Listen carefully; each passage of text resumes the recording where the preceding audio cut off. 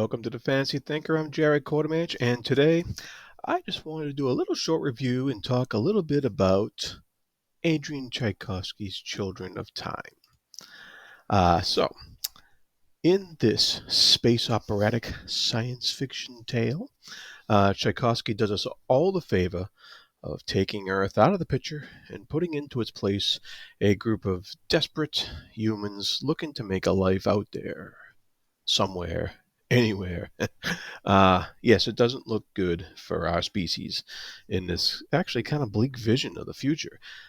Yet, don't let that premise scare you away. This book is a lot of fun to read.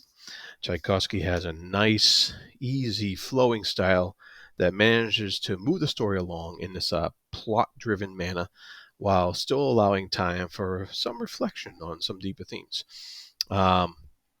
The story has plenty of action to satisfy those who crave such things, but yet it manages to pull the reader into a truly thoughtful sphere of what if, thus putting the speculate into speculative fiction. But this is not just a refugee romp through space. The specter of the past plays an important role in the future of the human race, and Tchaikovsky keeps the twists and turns fresh and surprising, and which is part of the fun. Um, he does play with some themes, such as what drives humans to play as gods, and has a bunch of references to ancient Babylonian, Sumerian, and other ancient myths like that.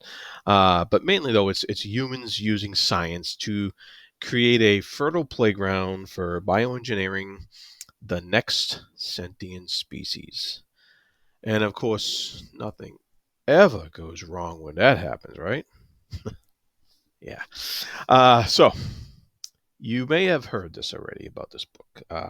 So I don't think I'm giving anything away to state that there are spiders in this book. Big spiders. So if you do have arachnophobia, beware. This book will either cure you in some thorough exposure or send you over the edge. I kid, maybe. Um, for me, the spiders were the most interesting part of the book, as Tchaikovsky takes them on an expedited evolutionary journey that mirrors our own history in subtle ways. I really enjoyed how he explored history through alien eyes, like the rise of religion and the wane and wax of disease, war, technology, and other some historical facets like that. Because evolution and innovation was sped up quite a bit for reasons I won't reveal here.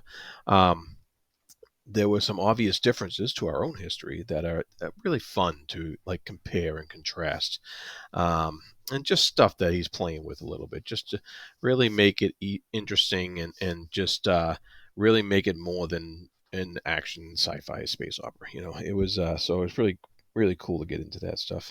Um, humanity's story in this book is no less fascinating, and the correlation between their story and the spiders is not lost on the reader here. The science in this book allows for long periods of time to go by through cryogenic sleep or something like that. Um, and so history can be explored in quite a different way. This means of lengthening human lives while allowing large chunks of time to pass. It really lets the story move at its own pace. That really enriches the narrative quite well, I thought.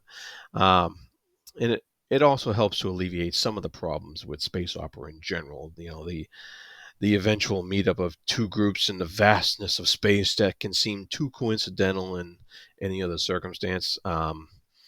You don't have to worry about that here. He explains it pretty well, and he makes it all come together, and he makes it fun most of all. So I'm giving this book a really good, really, if you want something space opera that's fun to read, and it's really just fascinating. That takes a look at some evolutionary aspects and possibilities, and and spiders. uh, you know, check it out. It was fun. So once again, thank you for watching. If you like this, like and subscribe below. And most of all, be good to each other. Thank you.